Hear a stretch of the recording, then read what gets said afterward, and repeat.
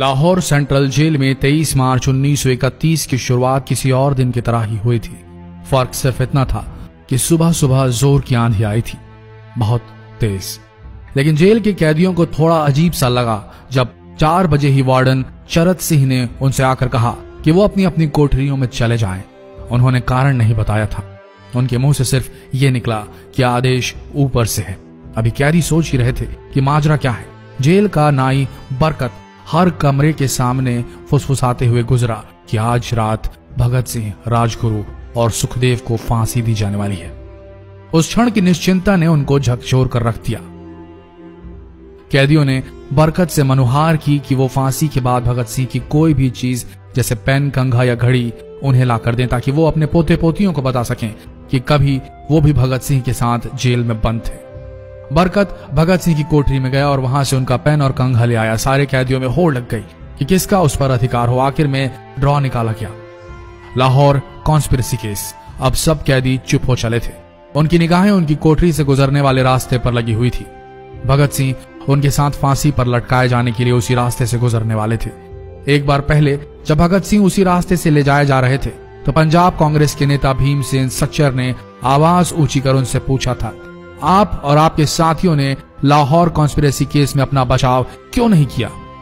भगत सिंह का जवाब था, इनकलाबियों को मरना ही होता है क्योंकि उनके मरने से ही उनका अभियान मजबूत होता है, अदालत में अपील से नहीं। वार्डन चरत सिंह भगत सिंह के खैर ख्वाह थे और अपनी तरफ से जो कुछ बन पड़ता था उनके लिए किया करते थे। उनकी वजह से ही लाहौर की द्वारकादास लाइब्रेरी से भगत सिंह के लिए किताबें निकलकर जेल के अंदर आ पाती थी। भगत सिंह की जेल की जिंदगी काफी कठिन थी। किताबें पढ़ने का शौक हो चला था उन्हें कि एक बार उन्होंने अपने स्कूल के साथी जयदेव कपूर को लिखा था कि वो उनके लिए कार्ल लिब्कनेcht की मिलिट्रिज्म, लेनिन की लेफ्ट विंग कम्युनिज्म और ऑप्टन सिंक्लेयर का उपन्यास द स्पाई कुलबीर के जरिए भिजवाएं। भगत सिंह जेल की कठिन जिंदगी के आदी हो चले थे। उनकी कोठरी नंबर 14 का फर्श पक्का नहीं था, उस पर घास उगी हुई थी। कोठरी में बस इतनी ही जगह थी कि उनका 5 फुट 10 इंच का शरीर बमुश्किल उसमें लेट पाए। भगत सिंह को फांसी दिए जाने से 2 घंटे पहले उनके वकील प्राणनाथ मेहता उनसे मिलने पहुंचे। मेहता ने बाद में लिखा कि भगत सिंह अपनी छोटी सी कोठरी में पिंजड़े में बंद शेर की तरह चक्कर लगा रहे थे।